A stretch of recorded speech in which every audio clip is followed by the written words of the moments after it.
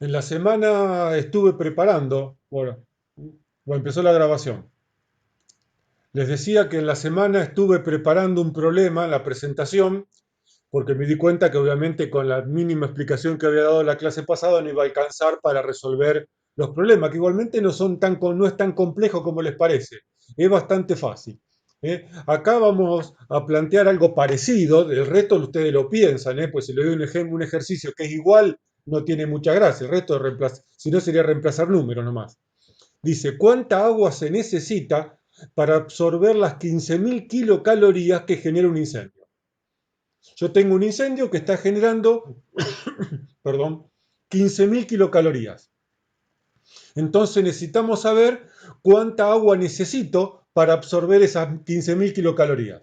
¿Comprendido? Lo mismo el ejercicio si queremos calentar 1 litro de agua para hacer mate.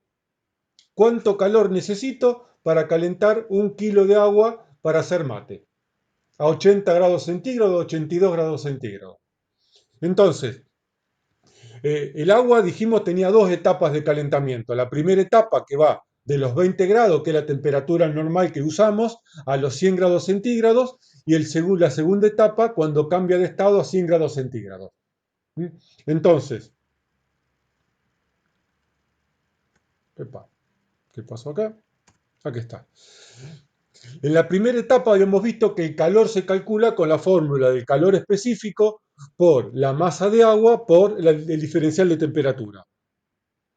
En la segunda etapa, cuando es el cambio de estado, el calor que consume el agua se calcula con el calor específico de vaporización por la masa, porque la temperatura es constante. ¿Mm? Entonces, el calor total que va a absorber el agua desde que la calentamos a 20 grados centígrados hasta que la vaporizamos toda a 100 grados centígrados va a ser la suma de este calor más el calor de vaporización. Acá lo tengo sumado. C minúscula por M por delta T más la otra C minúscula por M. ¿Qué necesito calcular acá? ¿Qué datos tengo y qué incógnita tengo? ¿El calor lo tengo como incógnito o como dato? El calor Q lo tengo como dato, 15.000 kilocalorías. La temperatura que la tengo como dato o como incógnita, lo tengo como dato, de 20 a 100 y a 100 grados centígrados. El calor específico es un dato. Por lo tanto, ¿cuál es la incógnita que me falta, que necesito saber? ¿Cuánta agua necesito? Esta es mi incógnita. Por lo tanto, lo que vamos a hacer, algo muy simple, vamos a agrupar M, que es la cantidad de agua. Si agrupo M, me queda que el calor es igual a el calor específico por el diferencial de temperatura más el calor específico de vaporización, todo por la masa. Entonces, ¿qué hacemos ahora? Despejo M, que es mi incógnita. M va a ser igual al calor dividido todo esto. Recuerden que lo que está multiplicando, cuando despejamos, pasa dividiendo. Porque necesito despejar ¿qué? M. M la necesito dejar solita, porque esa es mi incógnita. Y del otro lado coloco todos los datos. Q está como numerador y todo esto que está entre paréntesis, que está multiplicando a M, para sacarlo de esta parte de la ecuación, lo paso dividiendo debajo de Q, como dividendo. Y ahora lo que hacemos es reemplazar. 15.000 kilocalorías. Recuerden siempre colocar las unidades para ver que están haciendo bien las cosas. ¿eh? Dividido C, que es 1 kilocaloría por kilogramo por grados centígrados. Tienen el material de estudio, tienen las tablas con los datos. Por delta T, 100 menos 20 grados centígrados, más el calor específico de vaporización, 539,6 kilocalorías por kilogramo. Ahora hay que resolver esto. ¿Cómo se resuelve esto? Primero se hacen las cuentas de lo que está separando el más. Primero resuelvo esta multiplicación y después sumo. Recuerden que las cuentas se hacen, el más y el menos separan las cuentas. ¿Eh? Entonces, acá simplificamos. Vamos a poner acá, donde tengo el lápiz. Opa, uy, qué macana que me mandé. Yo necesito el lápiz y no encuentro el lápiz. Bueno, no importa, yo quería buscar el lápiz y no encuentro el lápiz ahora. Aquí está. Plum, ahí está. Entonces empezamos las cuentas. Multiplico 1 por 100 menos 20. Lo que vamos a hacer es simplificar unidades. Este grado centígrado que está acá lo simplifico con el grado centígrado que está acá abajo. 1, 100 menos 20 por 1. ¿Cuánto da? 80 kilocalorías por kilogramos. Y fíjense que ahora tengo en el denominador, tengo unidades que son todas compatibles. Kilogramos, kilocalorías sobre kilogramos, kilocalorías sobre kilogramos. Si no, no podría estar sumando ni multiplicando. ¿Mm? Entonces, 15.000 lo divido por la suma de estos dos, que va a dar 619,6 kilocalorías por kilogramo. De vuelta simplifico unidades. ¿Mm? Los extremos van como numerador, los medios van como denominador. 15.000 dividido 620, vamos a redondear, me da 24,2 kilogramos de agua. ¿Se entiende el problema? Esperen que ahora pongo el chat. Ahí está. ¿Se entendió el problema? ¿Escucho o leo? Ahora con esto, recuerden lo siguiente, vamos a hacer algo acá. Perdón mi número. Un mega es igual a ¿cuántos kilos?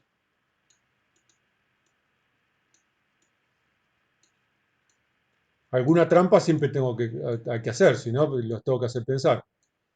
¿Eh?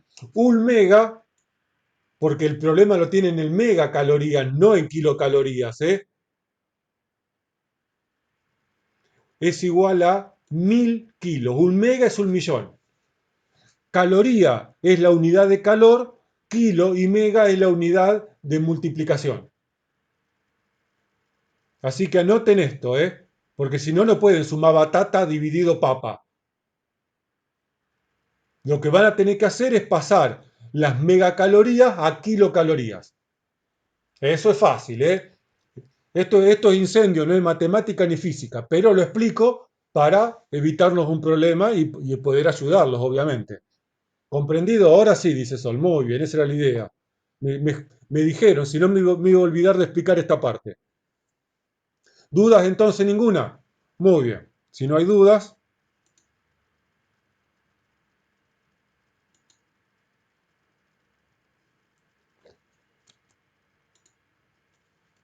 ahí está. Si no hay dudas, arrancamos. Muy bien. Después cualquier cosa, si tienen dudas sobre el desarrollo, me escriben un correo, me mandan un mensajito y lo charlamos o lo vemos en privado. No tengan miedo de escribirme. Tampoco me van a escribir un libro por WhatsApp. Si es muy largo, me escriben al correo. Si es algo cortito, puntual, me mandan un mensajito, me dicen soy de primero A, le hago una consulta de tal cosa y ahí respondo. ¿Comprendido? No tengan miedo que no los voy a echar de ningún lado. Así que, bien, vamos a repasar esto, sí que me importa repasar, que son los mecanismos de extinción del agua. El agua tiene 5 mecanismos de extinción: el enfriamiento superficial y la sofocación, que están presentes en todos los tipos de combustibles y siempre van de la mano y juntos. La dilución, que la dilución está presente en líquidos inflamables miscibles en agua. La emulsificación, que aparece cuando los líquidos inflamables son no miscibles en agua. El apantallamiento de la radiación, que aparece en todos los casos, aunque es un mecanismo muy secundario en el agua, al menos para extinción de incendio. Recuerden que el apantallamiento es importante desde el punto de vista de la protección del bombero, que es el que hace frente al incendio. Y después, aunque no es un mecanismo de extinción, se lo estudia como tal porque es una propiedad del agua o de los líquidos en general o de los materiales, y es el efecto del agua pulverizada, que es más que un mecanismo, es una técnica de cómo tirar el agua, que nos ayuda a pensar un montón de cosas. Vamos a empezar por el enfriamiento y como dije en la clase pasada, vamos a empezar por enfriamiento. La parte de superficial, hasta que no veamos hoy el concepto y la idea de lo que es la tensión superficial del agua, queda por el momento sin explicación. Así que vamos a ver la parte de enfriamiento. Entonces tenemos nuestro amigo bombero que tiene capacidad, porque esto es un pizarrón, estamos en la teoría, de poder aplicar agua a cualquier parte como si fuese un bombero quirúrgico. Entonces vamos a pensar que le tiramos agua solamente al calor que se pierde. Recuerde que si estamos en un ambiente cerrado, el calor rebota por convección contra el techo, baja y la radiación es exactamente lo mismo. Así que es importante también captar este calor que de alguna manera va a terminar retornando al proceso de la combustión. Podemos tirarle agua al calor de la combustión que retorna y ahí estaríamos apantallando la combustión porque estaríamos absorbiendo parte de este calor de radiación que es el que principalmente alimenta de calor al combustible para que éste pueda seguir pirolizando. Le podemos tirar agua al combustible sólido, en este caso madera, con la idea de enfriarlo y cuando lo enfrío el combustible va a emitir cada vez menor cantidad de gases combustible y por lo tanto vamos a sacar a la combustión por debajo del límite inferior de inflamabilidad. Entonces cuando yo le tiro agua al combustible, este va a dejar de emitir o va a reducir su capacidad de emitir vapores combustibles y por lo tanto el punto de combustión está acá, en este punto medio, nos desplazamos gradualmente hacia el límite inferior de inflamabilidad. También le podemos tirar agua si pudiéramos, obviamente, al aire que ingresa, de manera que el aire que ingresa a la mezcla ingrese más frío, y si ingresa más frío también la mezcla puede enfriarse y con eso ralentizar un poco la combustión. Y también podemos tirar agua en forma quirúrgica a la mezcla combustible, de forma tal que la mezcla combustible, si yo la enfrío por debajo de la temperatura de ignición, estoy apagando el proceso de la combustión. Así que con el agua puedo jugar en todas estas partes. Eso es lo que hace el agua cuando interviene o se relaciona con una combustión.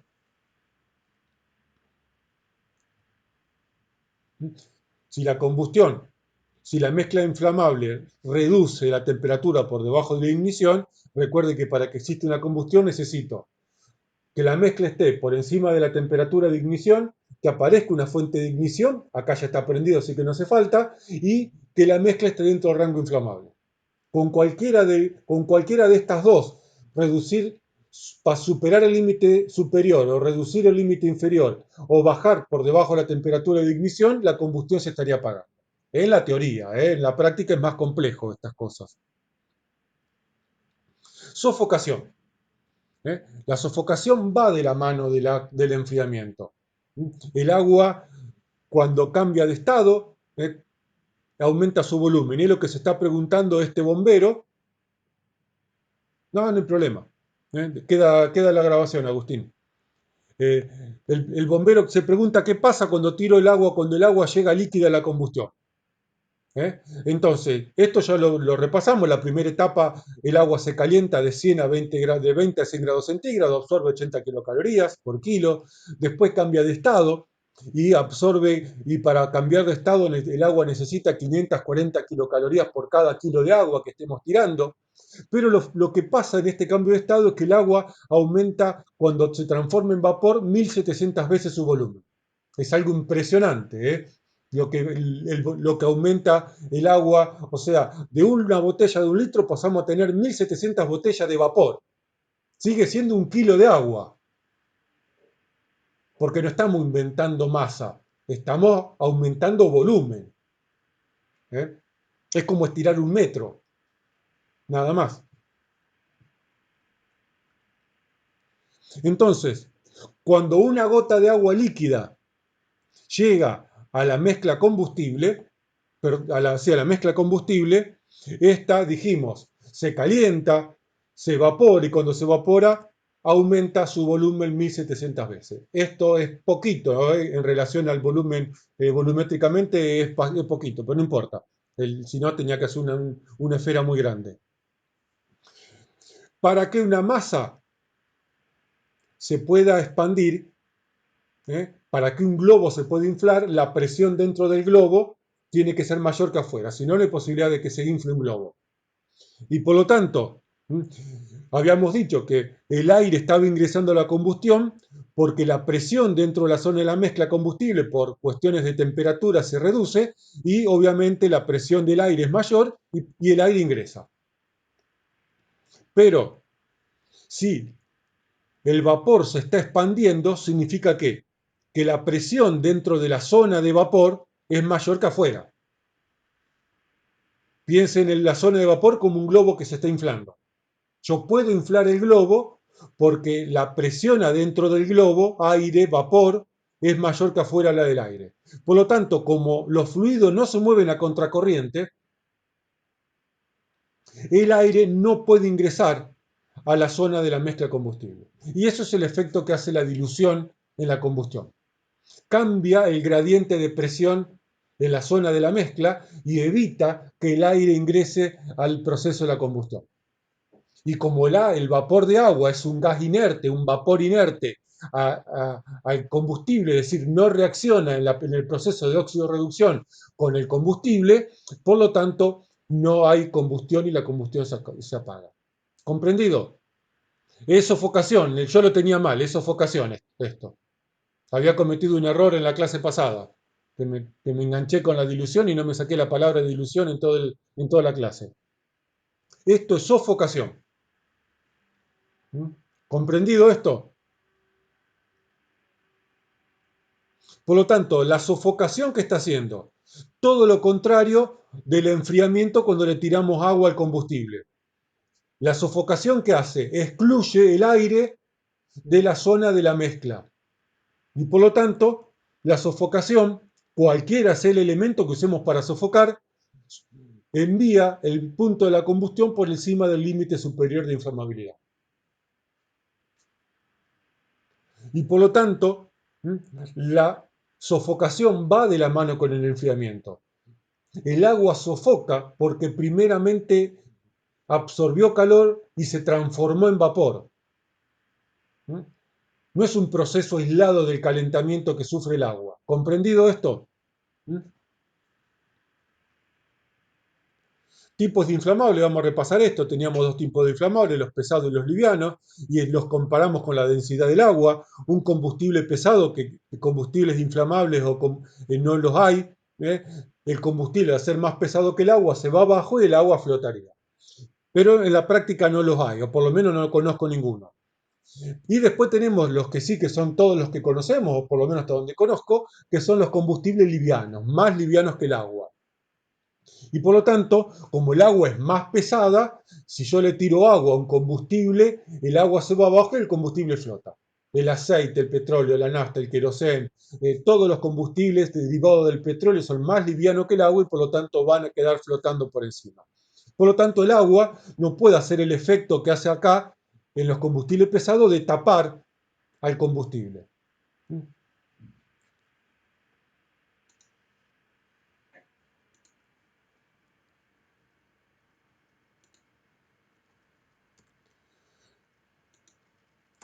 Dentro de los combustibles livianos, dentro de los líquidos inflamables, tenemos los que son miscibles en agua. Miscibles en agua significa que se transforma una vez que los mezclé. Cualquier mezcla se transforma en una mezcla homogénea. Es como agregarle agua al alcohol o agregarle sal al agua o azúcar al agua. Se transforma en agua dulce. Si yo le tiro arena al agua, la arena no se disuelve en el agua. La puedo mezclar y cuando dejé de mezclar, la arena se decanta. ¿eh? Por lo tanto, los productos miscibles en agua, como el alcohol etílico, o como la mayoría de los alcoholes, forman una sola homogénea, una mezcla o solución homogénea y se forma una sola fase. A diferencia de los no miscibles en agua, que no hay, más allá de que los mezcle, no se forma una solución homogénea. Como mínimo vamos a ver dos fases, soluto y disolvente. Y se va a formar una mezcla heterogénea. El aceite mineral, el aceite comestible, el queroseno, el petróleo en general, los derivados del petróleo son todos no miscibles en agua. ¿Eh? ¿Comprendido esto? Ustedes me van diciendo, yo acá tengo el chat abierto o los escucho, abren el micrófono, dicen lo que tienen que decir y después lo cierran y seguimos la charla. ¿Eh? Entonces vamos a ver, explicado repasado este concepto, vamos a ver la dilución. La dilución aparece como mecanismo en los líquidos inflamables miscibles en agua. Y la dilución implica ir diluyendo, como la propia palabra lo dice, la presencia del líquido inflamable o combustible. Por lo tanto, a medida que yo le agrego agua, es como agregarle soda al vino, cada vez hay mayor proporción de agua y menos proporción de vino. O mezclar Fernet con coca. Es una mezcla miscible, son mezclas miscibles. En algún momento le agregué tanta coca al Fernet que el Fernet desaparece. Ni queda ni rastro de Fernet. Por lo tanto, estoy diluyendo al Fernet. Y la mezcla inflamable, y la dilución hace cada vez a la mezcla menos combustible. Y la dilución lo que hace es que cada vez haya menos presencia de líquido combustible o inflamable en la mezcla. Por lo tanto, lleva el punto de la combustión ¿hacia dónde? Hacia el límite inferior de inflamabilidad. Eso es lo que hace la dilución. Ahora pasa, esto en cuestiones teóricas, que la dilución en productos inflamables que tienen un rango de inflamabilidad muy chiquito implicaría, obviamente, grandes cantidades de agua. Y esto genera uno de los principales problemas de la dilución, uno de los principales problemas del agua cuando la uso con líquidos inflamables miscibles en agua, que es que los recipientes donde están los inflamables no son transparentes. Se almacenan en tanques medianos, chiquitos o muy grandes. Y como si le voy a tirar agua es porque está prendido fuego, está en una zona de incendio, es muy probable que los elementos que se usan para medir nivel estén descalibrados o fuera de servicio. Y por lo tanto, si yo empiezo a tirarle agua a cualquiera de estos tanques, una manguera de incendio que puede estar tirando entre 500 y 1000 litros por minuto, en media hora a lo mejor a este tanque lo rebalsé.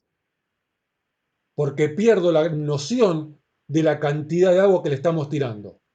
Porque además no sé cuál era o no puedo afirmar cuál era el nivel que tenía el tanque cuando empezó el incendio. Entonces, lo que va a pasar es que estos tanques pueden rebalsar. Y no hay peor cosa que un derrame incendiado de líquidos inflamables o combustible. Es el problema de la dilución, es el problema de rebalsar los tanques.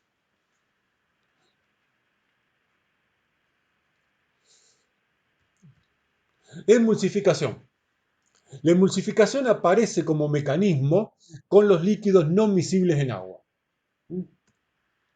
Y es una operación que dijimos que es teórica, porque en realidad no puedo emulsificar un tanque de combustible prendido a fuego. Es muy complejo. ¿Eh? Si yo tengo un tanque de combustible como aceite o como nafta o como queroseno y está prendido fuego y le tiro agua, el agua va abajo y el combustible sigue arriba. O sea que el combustible va a seguir prendido fuego. Emulsificar significa agarrar una cuchara y empezar a revolver y mezclar el agua y el aceite. Entonces, esta emulsificación va a generar en la superficie, como ustedes están viendo en esta foto, pequeña isla de soluto en solvente. Tanto sea la de arriba agua, aceite flotando en agua o la de abajo agua flotando en aceite. Lo que le va a quitar a la superficie del combustible prendido fuego es capacidad de emitir vapores combustibles, además de enfriarlo, ¿no? El enfriamiento ya lo vimos. ¿Comprendido? Ahora, el problema es un método teórico. Primero porque en la práctica es muy complejo emulsificar. Una cosa es agarrar una olla con agua y aceite y empezar a mezclar agua y aceite, ¿eh? Y prendan la fuego y van a ver si van a poder mezclar fácilmente sin quemarse. Y otra cosa es intentar emulsificar un tanque de 30 o 40 metros de diámetro con 15 metros de altura. ¿Con qué lo emulsifico? ¿Con qué lo mezclo? Encima prendido fuego. ¿Eh? Y además la emulsificación, el problema es la estabilidad. Supongamos que yo puedo emulsificar. ¿Cómo logro mantener la estabilidad de esa emulsificación? Donde dejé de revolver y de agitar, se me separan las fases. El agua se va abajo y el inflamable o el combustible se va arriba y queda flotando prendido fuego. Por lo tanto, dejo de revolver y pasa lo que ustedes están viendo en el frasquito este. Uno queda flotando en el otro. El aceite va a quedar flotando. Si quisiéramos emulsificar con la presión del agua, a ver, una manguera industrial puede estar tirando agua a razón de 10 bar, de 10 bar. A esa presión es una presión significativa. A esa presión puede estar tirando 1000 litros por minuto una manguera industrial de 2 pulgadas y media, como poco. Ahora, si yo esa presión de agua golpea en la superficie del líquido inflamable, obviamente va a chocar, es como tirarse de cabeza al agua, va a chocar y va a salpicar combustible prendido fuego hacia todos lados. Y por lo tanto, en vez de apagar, vamos a prender y desparramar, incendiar más cosas de las que queríamos solucionar. Es lo que pasa cuando le tiramos, ahora el video lo vamos a ver de vuelta, cuando tiramos agua al aceite prendido fuego. Diego dice, pero no se evapora y se incendia. Sí, hay una parte que se va a evaporar antes de llegar, pero supongamos que parte del agua llega líquida y ese chorro de agua líquida a 10 bar de presión que está pegando a la superficie de la nafta prendida a fuego, del aceite prendido a fuego, va a hacer que salpique combustible a todos lados. No todo el agua se va a evaporar en el camino. Es posible que parte del agua llegue líquida. Y ahí es donde tengo el problema. Ojalá todo el agua se evaporara en el camino, pero no, no lo va a hacer. Y por lo tanto se vuelve peligroso. Y además se pueden producir proyecciones de líquido inflamable incendiado. ¿eh? Esta forma que tiene el aceite de inflarse, que se ve en el video, lo vamos a ver en el video, porque cuando entró el agua líquida vamos a ver el video. Ahí está. Yo explico con la mano y tengo video.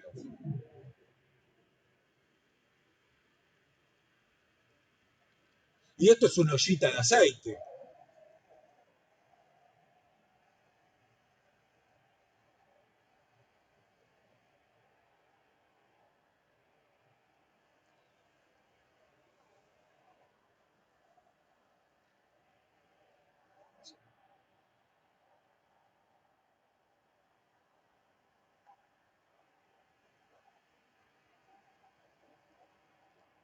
Imagínense esto en la cocina, haciendo papas fritas o haciendo milanesa. ¿Sabés? Agarra el purificador arriba, agarra la alacena y salí corriendo porque no tenés cómo pagar esto. Sé que no te quemás en el instante que le tiraste agua. No, lo blanco es vapor de agua. La llama se infla por dentro. Es como si le hubiese tirado nafta. Es exactamente lo mismo, tan peligroso como tirarle nafta. Sí, además las milanesas van a quedar lindas. Lo que sucede, vamos a dibujarlo. Acá está la llama. Pero adentro, vamos a cambiar de color. Adentro, todo lo blanco, eso que ven, es el agua que ingresó a la olla en estado líquido y que se evaporó 1700 veces. Por lo tanto, ¿qué está pasando? La llama se infla por dentro. Lo que pasa no lo estás viendo por dentro. Vos lo que estás viendo es la cobertura de esta llama que se está inflando como un globo, como una bola de fuego, que exactamente es eso, es una bola de fuego, que adentro tiene vapor de agua. ¿Se entiende? Eso es lo que genera, obviamente no lo va a hacer en todos los combustibles, porque necesita cierta densidad en el combustible para que pueda hacer esto. Pero corres este riesgo. ¿Mm? ¿Dudas con esto? O sea, la conclusión, y ya vamos a avanzar un poco más ahora en un instante, es que el agua hay que usarla con cierta precaución con los líquidos miscibles en agua, porque los tanques pueden rebalsar, y no se debe usar, el agua no se debe usar en incendio de líquidos inflamables no miscibles en agua. Es absolutamente peligroso usar agua en incendios de líquidos no miscibles en agua. Es muy peligroso y vamos a ver y vamos a seguir analizando esta dinámica, ¿eh?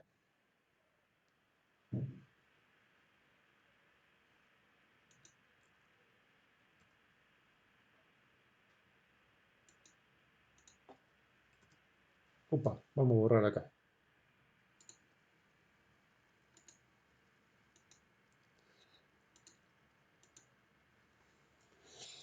Y además, ya más adelante vamos a ver lo que es el boilover, porque no es muy complicado, pero no da hora para meter tantos conceptos todos juntos. Hay un fenómeno que se llama boilover o rebosamiento que se genera con determinados productos inflamables, especialmente los del tipo multicortes, como algunos hidrocarburos.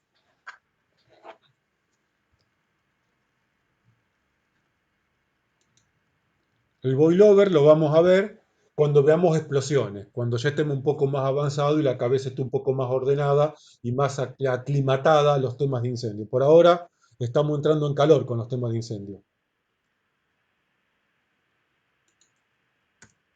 Apantallamiento de la radiación, el vapor de agua, el dióxido de carbono también presenta este fenómeno, pueden absorber el calor de radiación, las ondas UV. ¿eh? Y esto interviene bastante, no hay números, o por lo menos no leí que haya qué tan importante es este fenómeno en la combustión, pero sí es un fenómeno muy importante en la protección del bombero que le tiene que hacer frente a las llamas.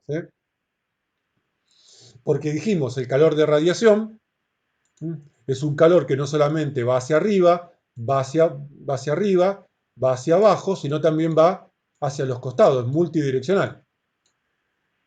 Por lo tanto, este bombero está siendo afectado por el calor de convección, no solo por la temperatura ambiente, si está en un lugar cerrado, sino como todos sabemos cuando hemos estado haciendo asado, que cuando nos acercamos al fuego nos empieza a quemar. ¿Y qué nos está quemando? El calor de radiación. Y por lo tanto, vamos a borrar.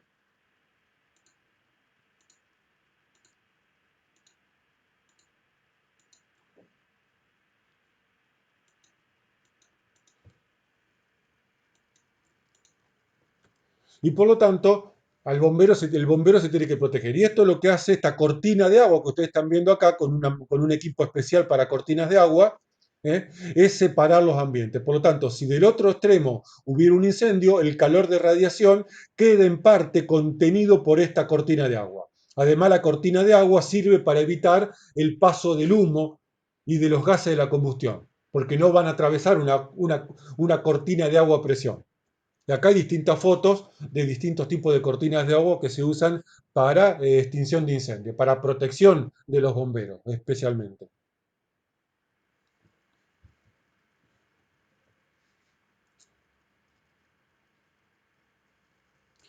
Y por último, vamos a repasar el concepto de agua pulverizada. La combustión dijimos que es un proceso dinámico. La combustión genera calor por unidad de tiempo. ¿eh?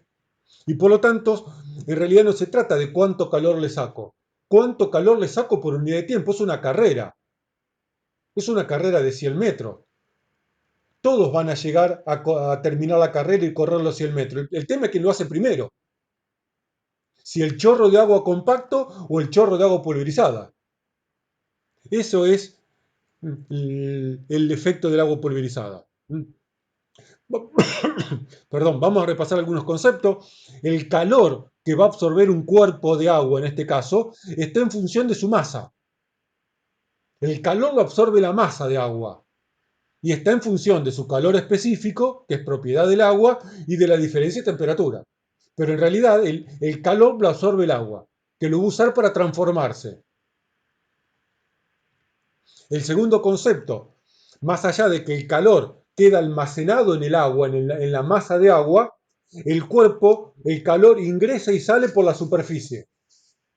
Es un proceso de superficie el calor. Mientras más superficie le muestro al calor, más rápido absorbo calor. Y por lo tanto acá vemos, agregué una fotito de los radiadores, el concepto de radiador. Este es el radiador de la heladera que está atrás. El líquido refrigerante del equipo de frío pasa por los cañitos para poder condensarse nuevamente. Pero para hacerlo rápido y ser más eficiente el proceso, viene con toda esta rejillita que lo que hacen es aumentar la transferencia térmica. Un radiador, fíjense estos radiadores, el líquido pasa por adentro y todas estas placas lo que hacen es aumentar la superficie de transferencia térmica. ¿Se entiende este concepto? Entonces, con estos dos conceptos podemos entender esta idea. Si esta es una gota de agua cuadrada de 1 kilo y la divido en pequeñas gotitas cuadradas, pero de 1 kilo, ambas, la gota A y las gotitas B, van a absorber la misma cantidad de calor. 1 kilo de agua, 1 kilo de agua. Ambas van a absorber la misma cantidad de calor, porque la cantidad de calor está en función de la masa. 80 kilocalorías para calentarla a 100 grados centígrados. Ahora, si hacemos la cuenta de la superficie que les pone la gota gorda A al agua es 5 por 5, 5 más 5 más 5 más 5 por 1 milímetro, que es el espesor que le di. 20 milímetros cuadrados.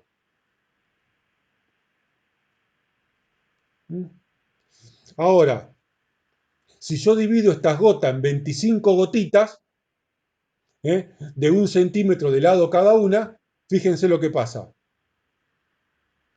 El perímetro, la superficie de la gota es mucho menor, pero cuando lo multiplico por 25 resulta que la superficie que les pone las pequeñas gotitas al agua aumenta. Por lo tanto va a aumentar no la cantidad de calor que absorbe el agua pulverizada, sino la velocidad con que el agua absorbe calor.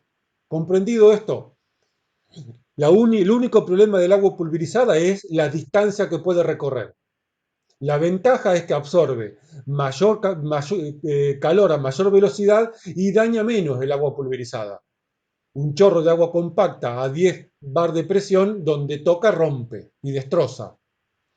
Un chorro de agua pulverizada daña menos, y por lo tanto también esto de extinguir un incendio tiene que ver con no solo apagar, sino dañar lo menos posible lo que estoy apagando. ¿Comprendido el efecto del agua pulverizada? Esto es repaso, que lo hago un poco más detenido porque el agua presenta todos estos mecanismos que a veces cuestan entenderlos un poco, y porque después vamos a ver que los otros agentes extintores tienen mecanismos que les son similares y nos sirven para entender el agua, nos sirve para entender otras cosas. Bien, vamos a seguir encontrándole defectos al agua. Y vamos a estudiar ahora qué pasa con el agua, con los combustibles livianos no miscibles en agua. Hay líquidos inflamables no miscibles, como la nafta, que son subambientales, como se los conoce.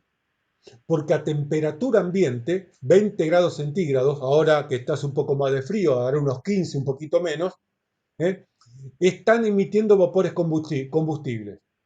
El, el alcohol hace lo mismo, lo que pasa no es no miscible y no lo estamos analizando. Agarren nafta del vehículo, está cara como para poner a evaporar nafta del cohete para hacer un ejercicio, y tomen el tiempo cuánto tarda un poquito de nafta tirada en el piso en desaparecer. Y a temperaturas bajas ya a esta altura del año. ¿Cuánto dice mi termómetro? 15 grados en mi balcón. En este momento en mi balcón afuera hace 15 grados, o sea que yo abro un bidón de nafta afuera y en un determinado tiempo la nafta se evapora, porque es subambiental y son, por lo tanto, productos peligrosos. ¿Comprendido esto hasta acá? Entonces, vamos a ver qué pasa si tengo, en este caso, un tanque con nafta que tuvo una pérdida de nafta y la pérdida de nafta se prendió fuego y por lo tanto hizo un charco. Para evitarme problemas, esto es un análisis teórico, el piso es total y absolutamente plano. No tiene ningún desnivel para ningún lado, ni para allá ni para acá. Es lo más plano que ustedes se puedan imaginar, es este piso que acabamos de hacer. Por lo tanto, cuando este tanque se rompe en su base y empieza a perder nafta, la nafta por algún motivo se prende fuego y hace un charco prendido fuego. ¿Hasta acá me están siguiendo? Vamos a seguir con el análisis. El tanque está perdiendo una cantidad de combustible, Q. Supongamos 10 litros por minuto, para poner un valor. Ahora, como el charco está prendido fuego, la combustión está generando, está consumiendo combustible. ¿Me están siguiendo? Yo tengo un tanque de nafta que está perdiendo combustible y una combustión que está consumiendo combustible. Vamos a mirar esto de arriba. Este es el tanque, que está perdiendo X metros cúbicos hora. Y esto rojo es el charco de combustible prendido fuego, que está consumiendo esta combustión y metros cúbicos hora. Cuando la cantidad que pierde el tanque se iguala con la cantidad de combustible que consume la combustión del charco, el charco no crece más, se estabiliza.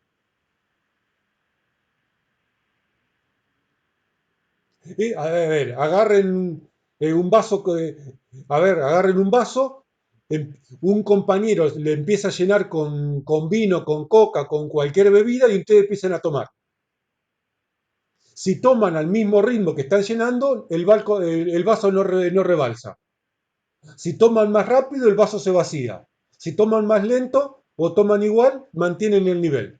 Acá pasa exactamente lo mismo. El tanque está perdiendo una determinada cantidad de combustible que cuando se iguala con la que consume el incendio, el charquito se estabiliza. ¿Se entendió hasta acá? Porque a esto todavía no le echamos agua. Ahora vamos a analizar tres cosas que van a pasar. Lo primero que va a pasar es que va a venir alguien que no estudió lo suficiente y le va a tirar agua. ¿Por qué le va a tirar agua? Porque estamos estudiando el agua, ¿eh?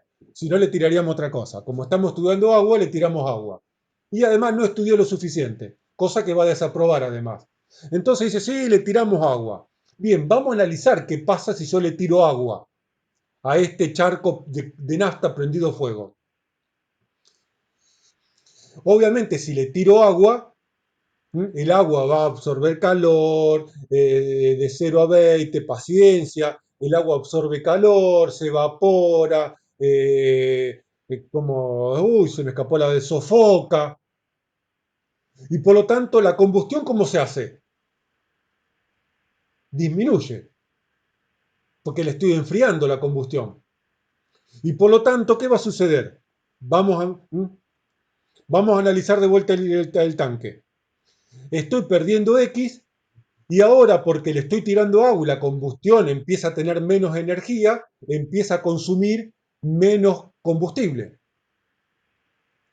Si la pérdida es mayor al consumo, ¿qué le pasa? El charco se agranda.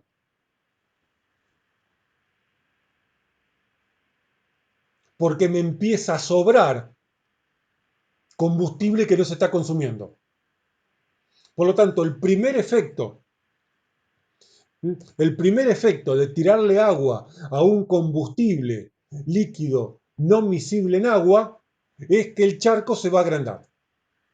Cuando estamos hablando de un derrame, de un piso que es nivelado. ¿Comprendido esto? El charco se expande. ¿Hasta qué se va a expandir? Hasta que Y sea igual a X. Lo que perdió por potencia, el consumo que perdió por potencia, lo va a ganar por superficie. Es una cuenta muy simple. ¿Se comprendió esto? Lo segundo que va a pasar es que el agua, ¿hasta qué temperatura va a absorber calor?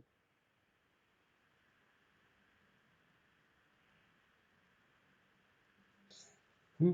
El agua va a absorber calor hasta la temperatura ambiente, o sea, hasta 20 grados centígrados, que es la temperatura hasta que la saqué del tanque. Si el agua la saqué del tanque a 20 grados centígrados, el agua va a absorber calor hasta 20 grados centígrados. Menos que eso no puede hacer, porque del otro lado tengo calor, no tengo cubito, y no se va a enfriar más que la temperatura que la saqué. Por lo tanto, lo que va a pasar con el agua es que no va a poder dejar o evitar que el inflamable, que es un subambiental, deje de emitir vapores combustibles como la nafta. Porque la nafta está emitiendo vapores combustibles a 2, 3, 4, 5 grados centígrados y el agua la puede enfriar a 20 grados centígrados. No, la arena es para otra cosa y no se debería usar arena. ¿Eh? Ahora explico el tema de la arena. Comprendido, estamos viendo por qué no podemos usar agua para apagar inflamables. No miscibles en agua y especialmente mucho más grave los subambientales.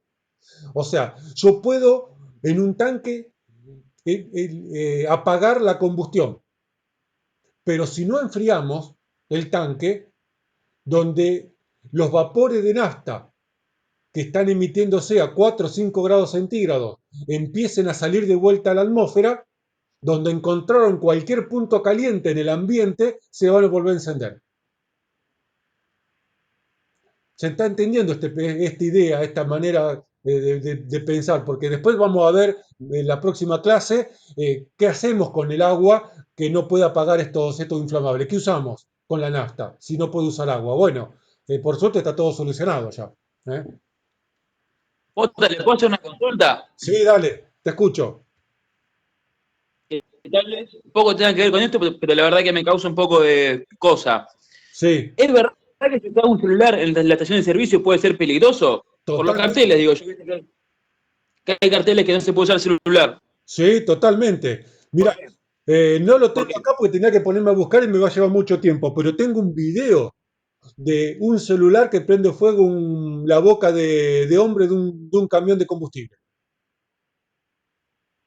Si me acuerdo, porque por ahí me olvido las cosas, ¿no? Yo tengo esa costumbre y les prometo un montón de cosas. Soy como un novio, ¿viste? Yo les prometo un montón de cosas y después no cumplo nada. ¿Eh?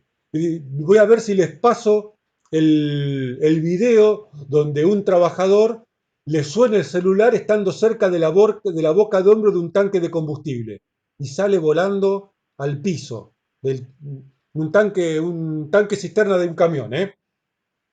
No es mentira, es verdad. Ahora, que es una situación rara y excepcional, sí, pero que el celular se puede transformar en una fuente de ignición, dalo por hecho.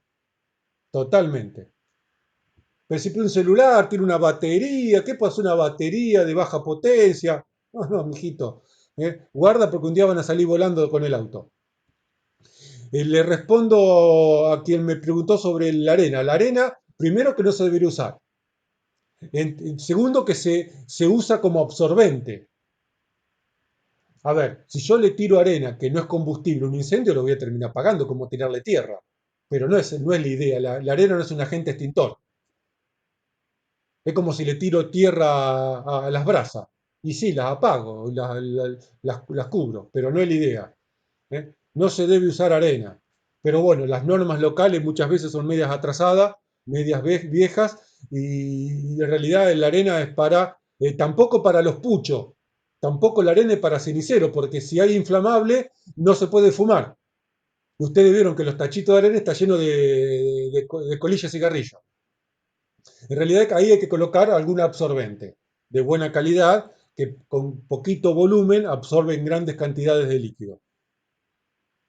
Y lo tercero que va a pasar, y esto lo van a entender cuando veamos ahora tensión superficial, es que como el agua va abajo de de la película oh, se me escapó la palabra, va debajo del charco de nafta, lo que va a hacer el agua es que la nafta la traslade. y se la lleve y haga ¿qué? Y haga charcos que se van a mover.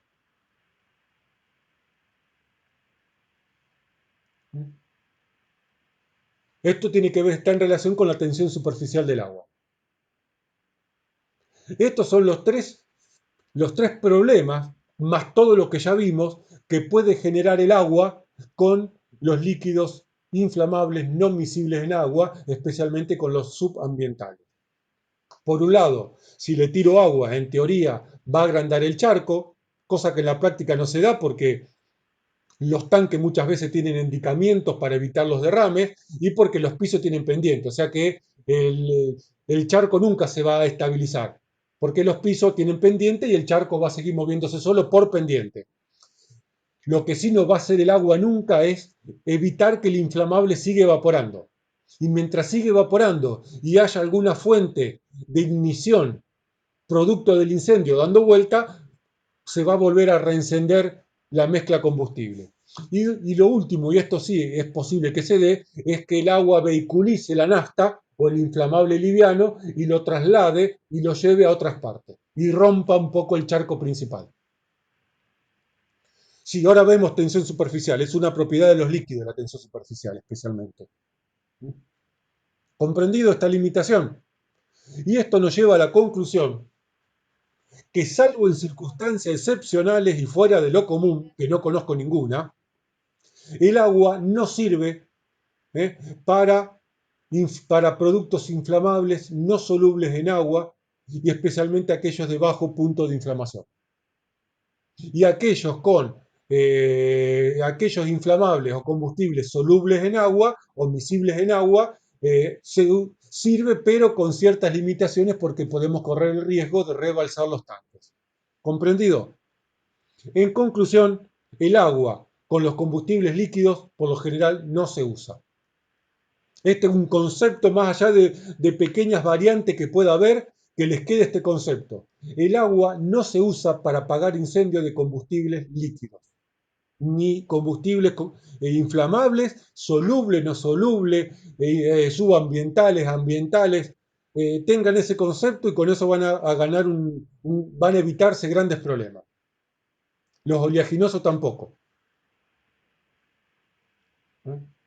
No deja de ser un aceite, no miscible en agua. No es inflamable, pero es combustible. ¿Comprendido? Vos le tirás agua al aceite, a un oleaginoso, el agua abajo y el aceite sigue prendido arriba. Y te va a hacer el efecto de la ollita, además. Encima con un tanque grande. Así que yo diría a los oleaginosos no le tires agua.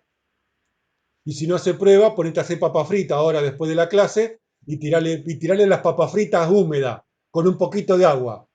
Y después sacame una foto de cómo queda tu cara y tus manos, salpicadas por aceite caliente, no prendido fuego. Y esto explíquenselo a mamá, a papá, a los hermanos, a la novia, al novio, al marido, a la mujer, a todos los que cocinan con aceite. No se le tira agua al aceite, ni tampoco cuando está prendido fuego. Agarramos una tapa de una olla y ponemos una tapa. Y si no, respiro hondo, agarro un trapo, el trapo de piso, el trapo de cocina, lo humedezco bien, no que chorree agua, porque no tiene que chorrear, tiene que estar humedecido, y con mucho cuidado tapo y lo coloco encima de la olla o de la freidora. Lo más fácil es taparlo. Lo menos riesgoso es taparlo con una tapa sólida. ¿Eh?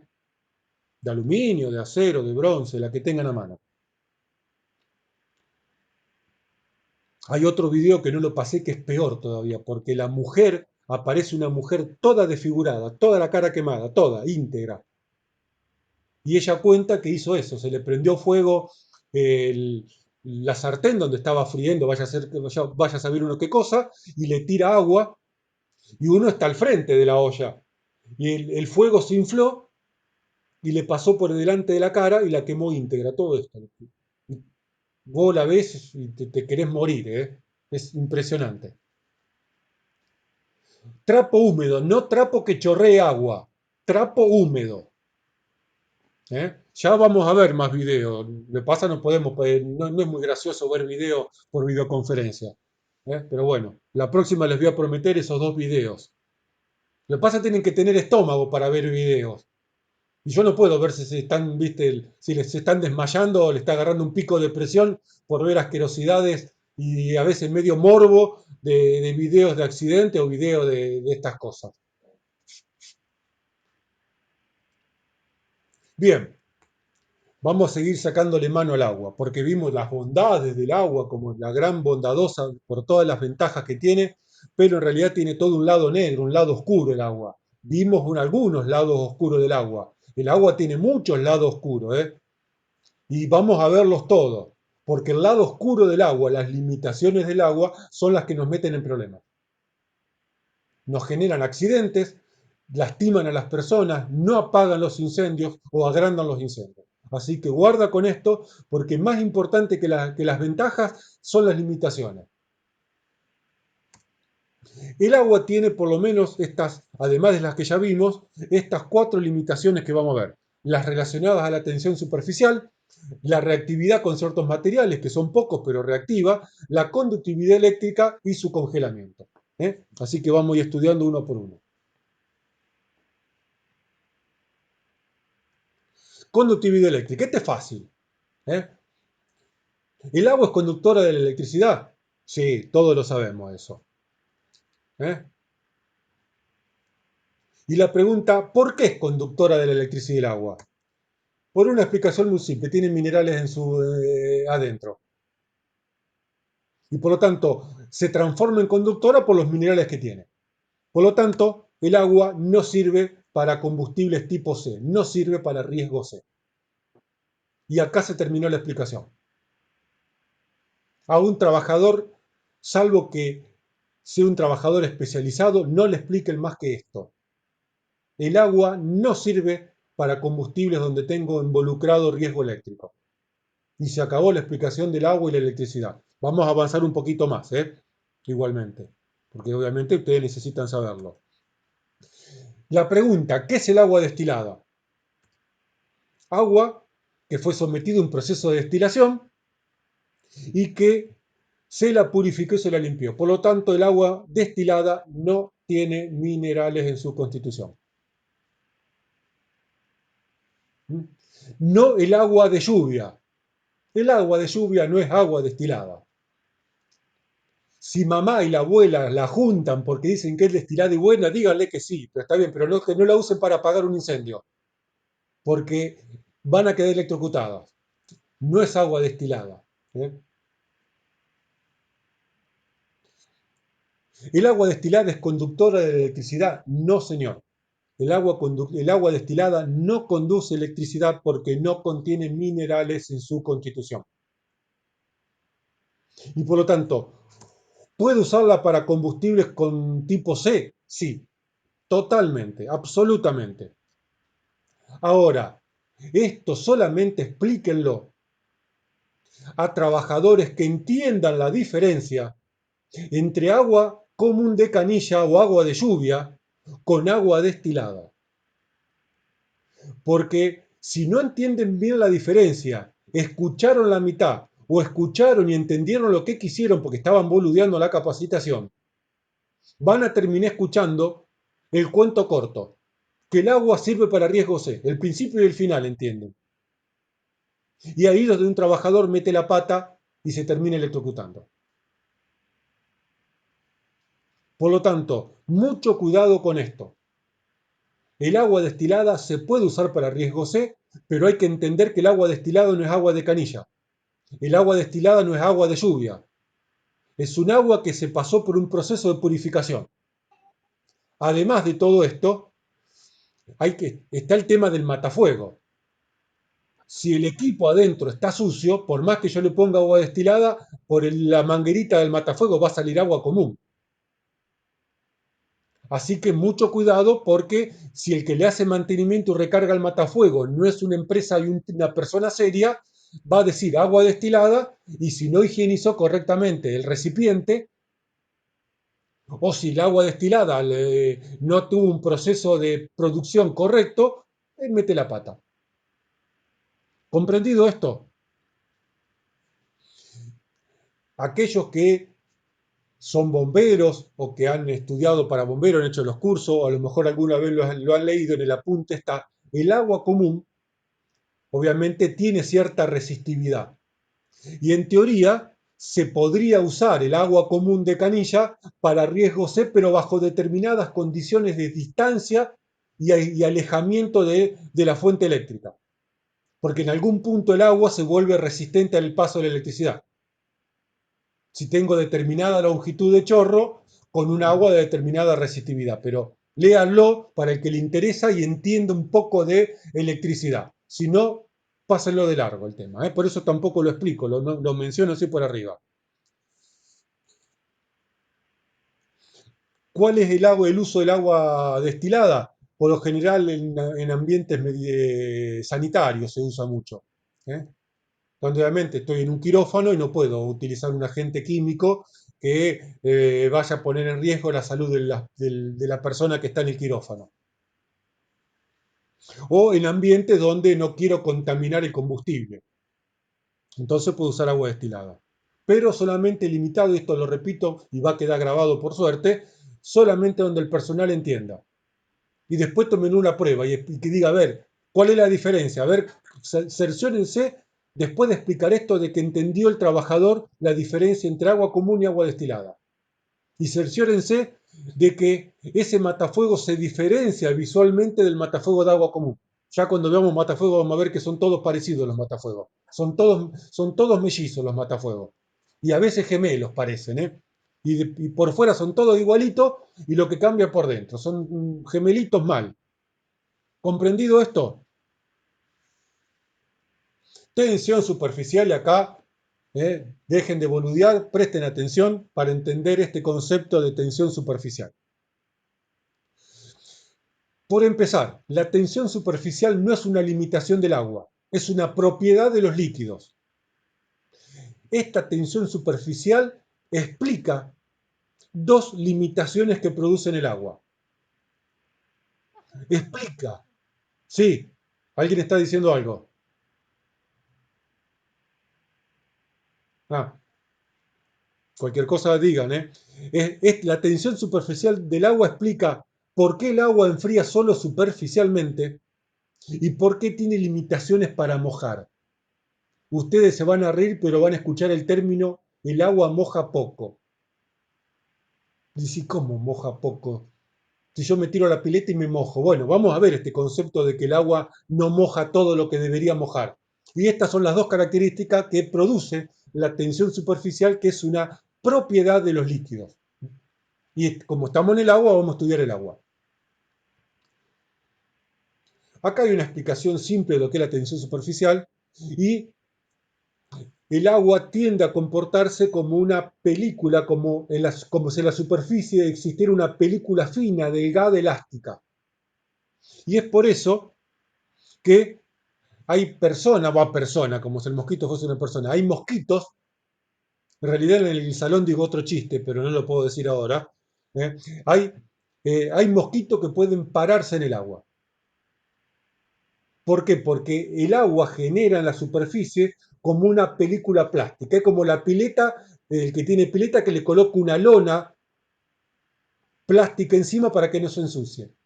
Y seguramente ustedes se hagan la prueba que pueden caminar encima de la lona con el agua abajo.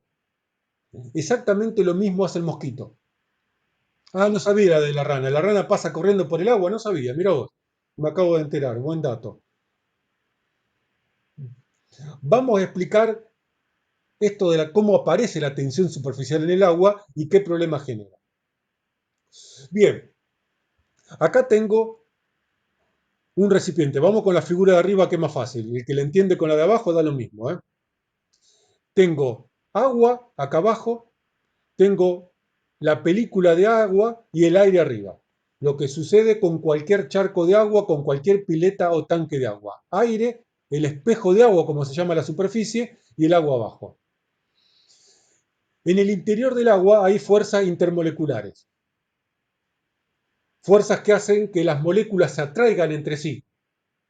Y por eso el agua líquida no se comporta como un vapor, que se expande. ¿Eh? Pero ¿qué pasa? Si yo tengo dos moléculas de agua, la fuerza que hace esta molécula de agua sobre esta es igual a la molécula de agua, a la fuerza que hace esta molécula sobre esta. Toda el agua, todas las moléculas de agua están haciendo fuerza entre sí, pero todas están haciendo fuerza con la misma fuerza. Y por lo tanto, ¿qué le pasa cuando las fuerzas son iguales y opuestas? ¿Cuál es la resultante?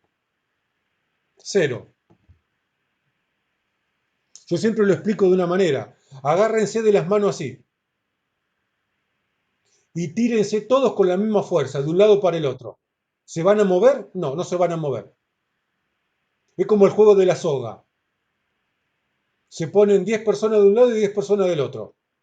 Si todos hacen la misma fuerza, la persona que está en el medio o el elemento que está en el medio no se mueve. Para que me mueva tengo que hacer más fuerza de un lado que del otro.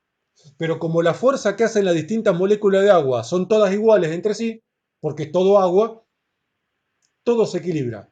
Y el agua dentro, la resultante de las fuerzas intermoleculares, da cero. ¿Se comprendió esta parte?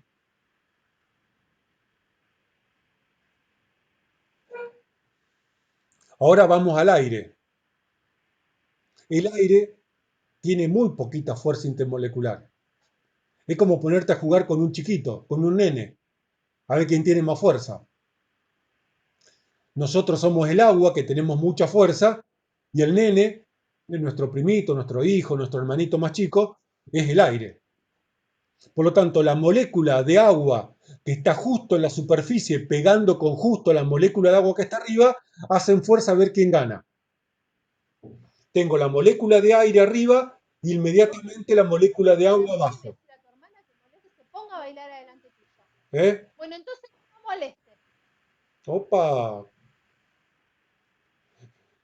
Muy bien, sigo. Entonces tengo la molécula, estamos en la superficie del agua, tengo arriba la molécula de aire y abajo, inmediatamente abajo, la molécula de agua.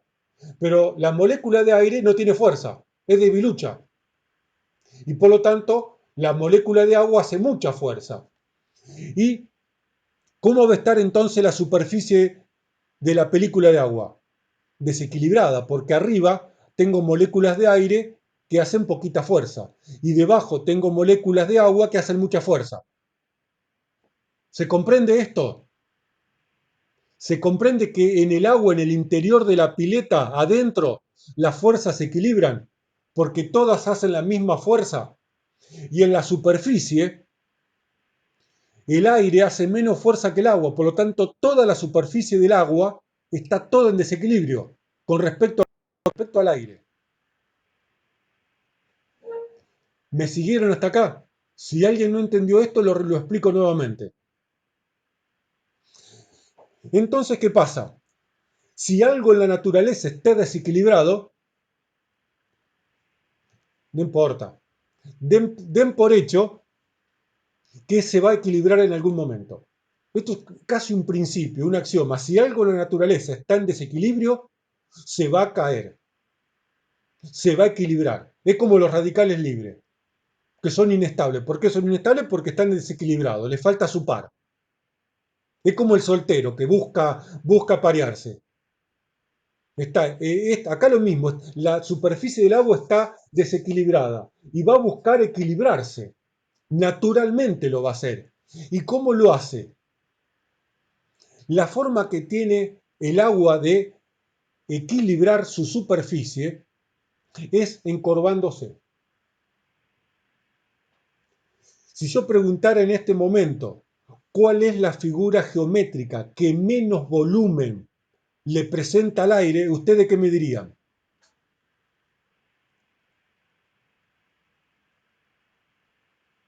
La esfera.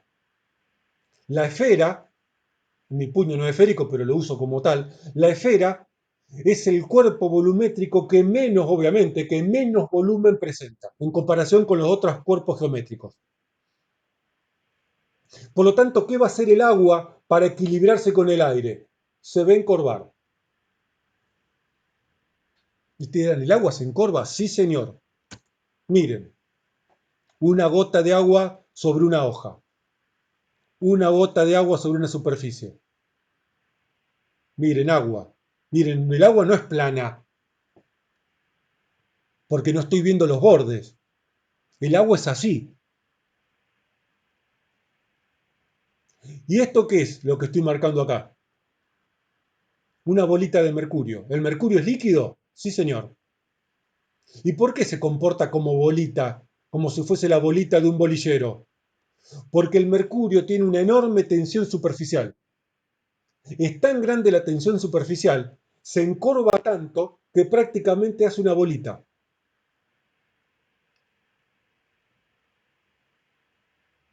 Y, y, y así, y de esta manera, sería un inflamable como el alcohol. Hagan mentalmente un ejercicio, porque seguramente alguna vez en su vida lo vieron. Agarren una bolita de mercurio, tírenla sobre la mesa, agarren una gotita de agua y una gotita de alcohol. Y fíjense las formas que toma. La gotita de mercurio queda así, como una gotita, y uno puede jugar como Terminator 2, ¿eh? Que era de mercurio, de un líquido. Así va a quedar el agua. Y van a ver que el alcohol no hace gota. El alcohol se desparrama, se desparrama, se desparrama, se desparrama. ¿Por qué? Porque ¿qué tiene? Una tensión superficial muy baja. Miren el agua.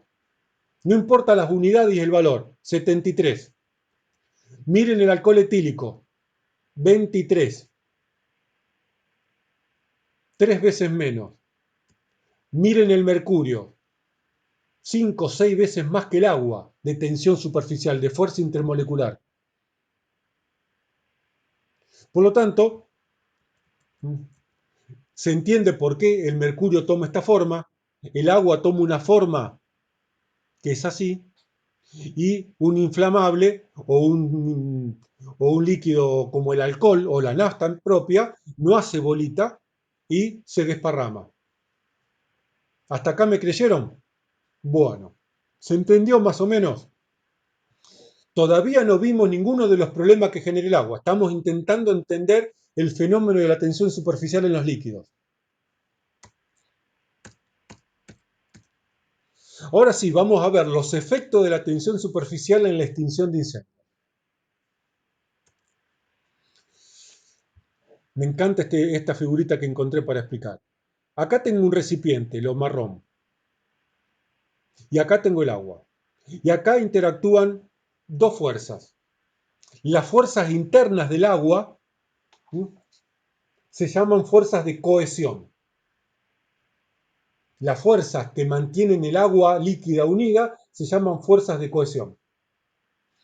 Y la interacción entre el agua y el recipiente se llaman fuerza de adhesión. No importa el nombre, ¿eh? La de adhesión es la atracción molecular de distintos tipos de moléculas. La de cohesión son moléculas iguales, del mismo tipo. Esto explica, la tensión superficial del agua explica el fenómeno de la capilaridad.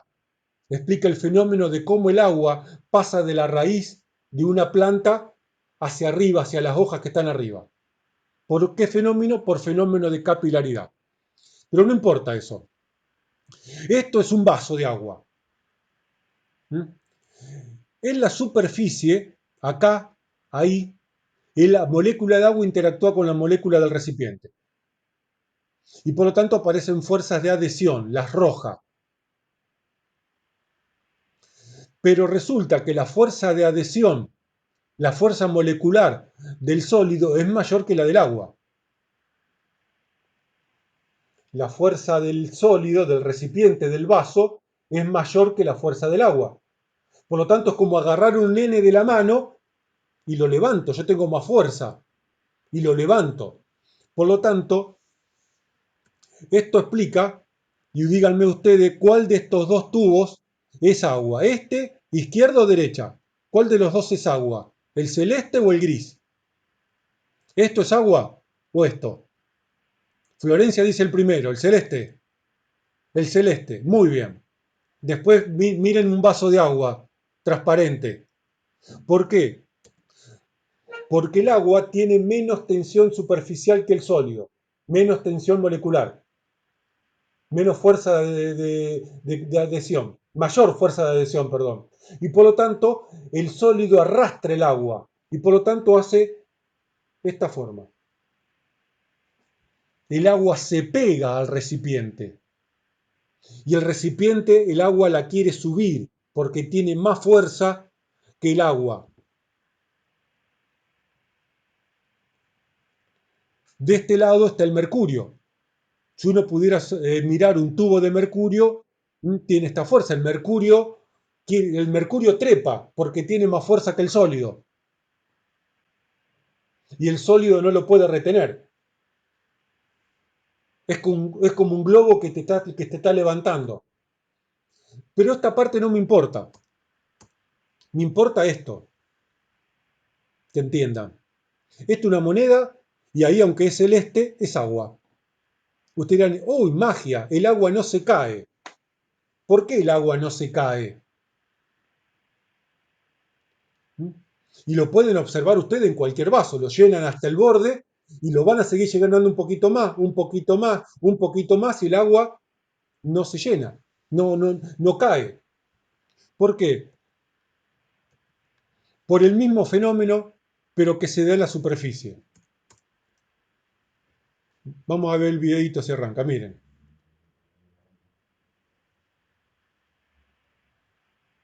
Eso es agua, coloreada obviamente, ¿no? Miren, no se cae. ¿Dónde está la magia? Miren cómo se observa la película que hace el agua.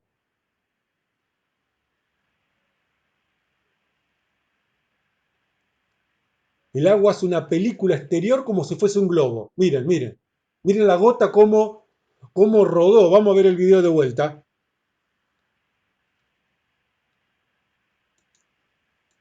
Cómo la gota chiquita rueda sobre la superficie del agua como si estuviese aislada con algo, con un impermeable. Esa es la tensión superficial que se genera. Por eso el mosquito se puede parar. Por eso la gota que ustedes van a ver ahora puede rodar encima del agua. Miren, miren cómo rueda. Impresionante. Esto es la tensión superficial de los líquidos. Ahora, vamos acá al borde. ¿Por qué no se cae el agua? ¿Por qué cuando el agua, esta porción de agua llega al borde de la moneda o al borde del vaso?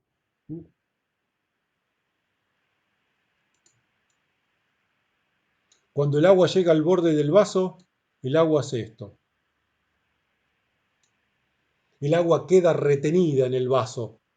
¿Por qué? Porque le pasa lo mismo. Es como que la gota se quiere caer, pero el borde del vaso la tiene agarrada porque tiene más fuerza que la gota, que el agua. La gota de agua sigue pegada al borde del vaso, porque el vaso tiene más fuerza de adhesión que el agua, tiene más fuerza intermolecular que el agua y por lo tanto no la deja caer, hasta tanto la gota sea de tal tamaño que se cae por su propio peso.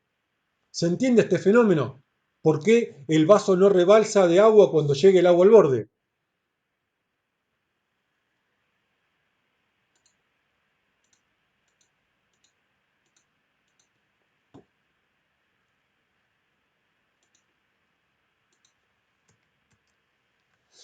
Bien, ahora viene el problema del agua, la tensión, el problema del enfriamiento superficial. ¿Por qué? Si yo tiro una gota de solvente, a ver si lo tengo dibujado o no. Supongamos que esto es una fisura, un poro. El agua hace esto. Esta gota de agua que yo dibujé a mano bastante mal, no penetra la fisura o el poro o la endija que se forma entre los materiales. ¿Por qué? Porque hace el mismo efecto que el vaso. El agua queda pegada a la superficie del material sólido y por lo tanto no logra penetrar. Si yo acá estuviese, en vez de agua, fuese alcohol, el alcohol tiene tan poquita tensión superficial que se mete adentro del poro de la fisura. Por eso es que el inflamable, ¿qué hace? Se desparrama. y se absorbe y se mete dentro de los poros. ¿Vieron cuando tiran agua al cemento, que el agua se mete dentro del cemento? Porque bueno, es de mayor porosidad. Pero si tiran agua, alcohol en la mesa, van a ver que se desparrama. Porque además tiene posibilidad de meterse en los poros. Por eso limpia más. Por eso también enfría más. Porque moja más. Esto lo vamos a explicar ahora. La clase que viene repasamos. A medida que la tensión superficial disminuye, miren cómo se comporta mercurio, el agua, y así se comporta un solvente. A ver cómo venimos.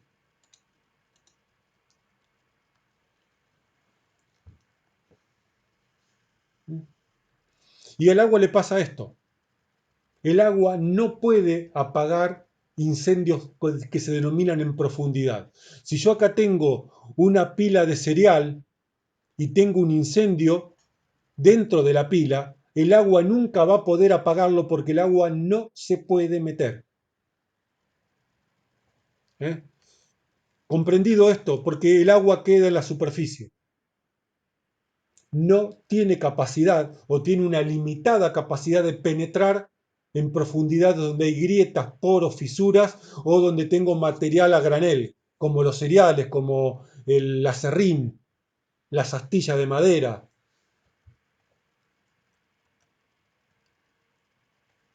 Ah, tenía fotos y bueno, y no, se ve que no están. Y lo otro, que no lo tengo acá, pero vamos a explicarlo con esta imagen. El otro problema que tiene el agua, que me pareció que me faltaba algo agregar en la explicación, es que el agua moja menos. Si alguna vez jugaron con un poquito de mercurio, agarra el mercurio y el mercurio no moja. Guarda que es tóxico. El mercurio no moja. Ustedes no se pueden mojar las manos con mercurio. Si alguna vez jugaron, esto se habrán dado cuenta. Pero decís, si el mercurio es líquido, ¿cómo que no me moja si es líquido?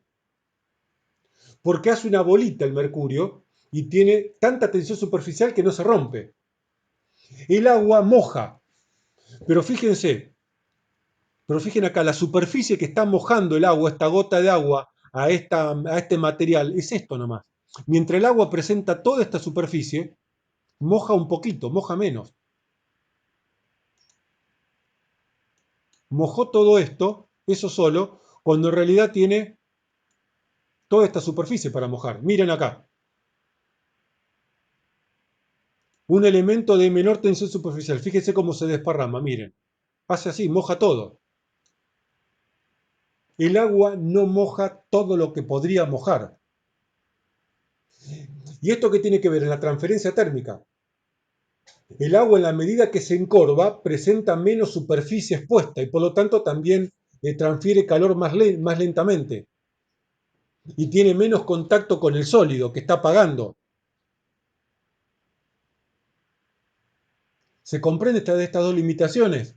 Por un lado, el agua tiene la limitación de que moja menos porque se encorva parcialmente y por lo tanto reduce la superficie de contacto entre la gota de agua y la superficie que quiere sacarle calor y que quiere mojar, en comparación, por ejemplo, con otro elemento que tiene menor tensión superficial. Y además el agua, el otro problema, que es el más serio de todos, pucha, no puedo,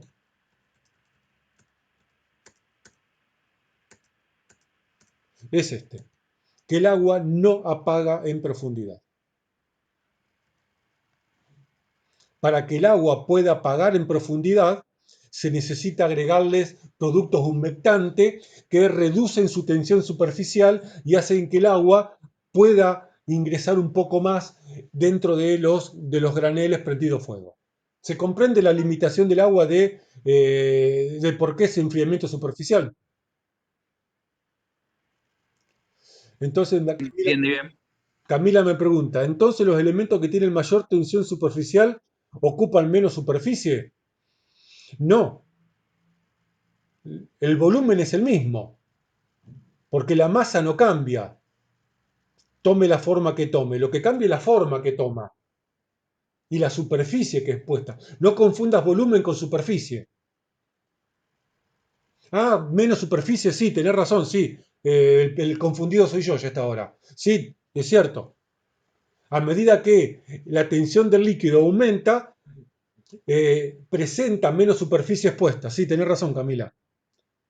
¿Mm? Es como querer apagar con mercurio o bañarte con mercurio. No te mojas nunca con mercurio. En el hipotético caso que tampoco podrías nadarme en mercurio por la tensión superficial que tiene, flotarías en mercurio.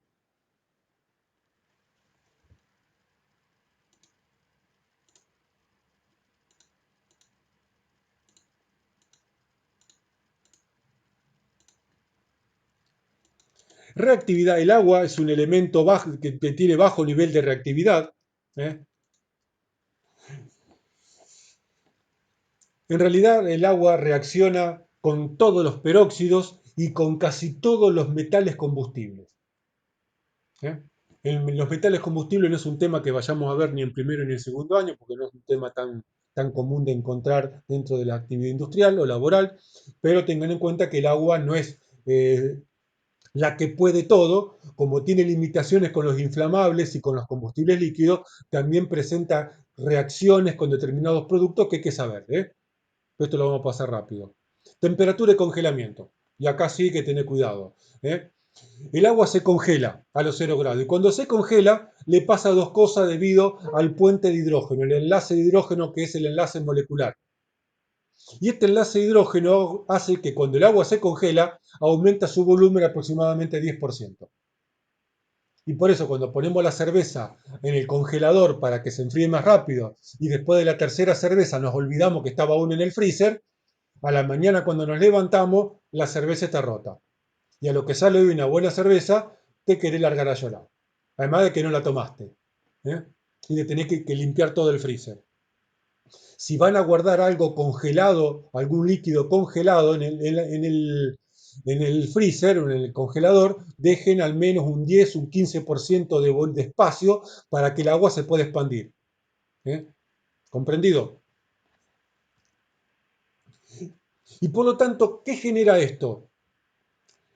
Primero, inoperatividad de los sistemas de extinción. El agua congelada no circula por las cañerías. Y segundo, rotura de instalaciones. De última, el agua cuando me deje inoperante mi sistema de extinción, a la corta o a la larga se va a terminar descongelando y el sistema va a empezar a funcionar, pero si rompe las instalaciones, como rompe la botella de cerveza en la heladera, estamos al horno. ¿eh? Y el otro problema, que no es un problema desde el punto de vista de incendio, es que el agua cuando se congela disminuye su densidad y flota. Por eso los cubitos flotan. El agua tiene este comportamiento que es distinto al resto de los líquidos.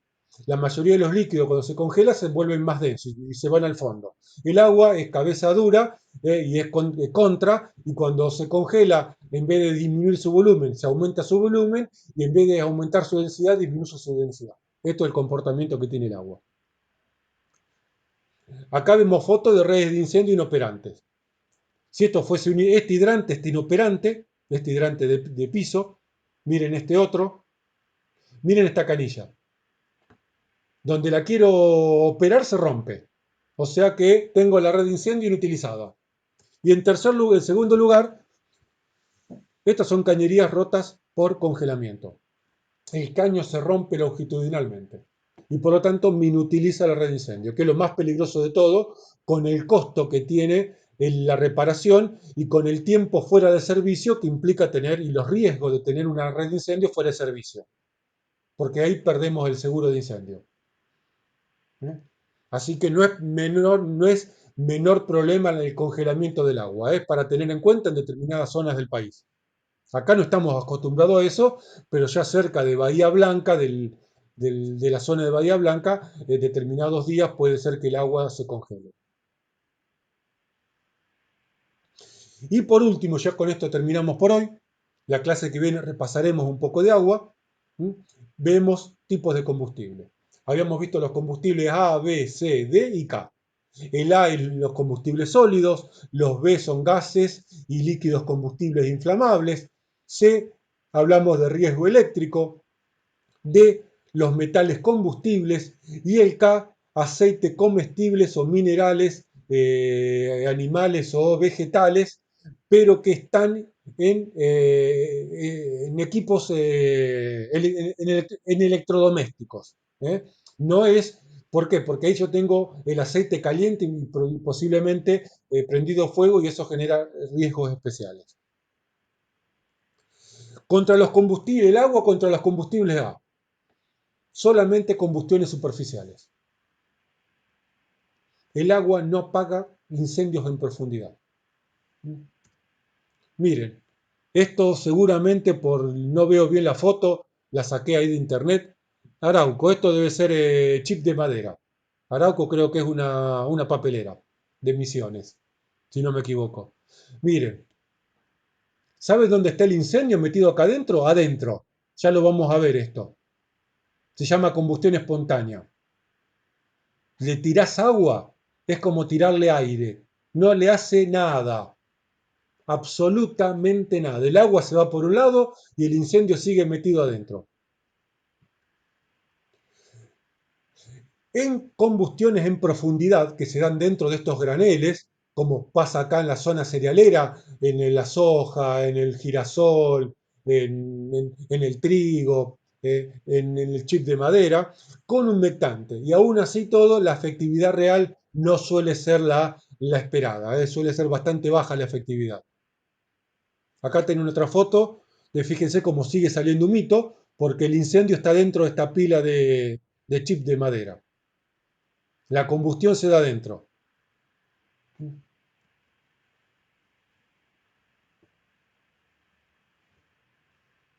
Contra los B, el agua contra los B. Dijimos, líquido miscible en agua, un ni. Ni sí ni no. En realidad, si alguien no sabe, hay que decirle que no. Por las dudas. Ante la duda siempre es no. Porque el problema básicamente es el rebalse de los recipientes. Contra líquidos combustibles no miscibles en agua, no. Totalmente prohibido, no se debería, no se debe porque es absolutamente peligroso. Y contra gases, jamás una combustión de gases se apaga. Jamás.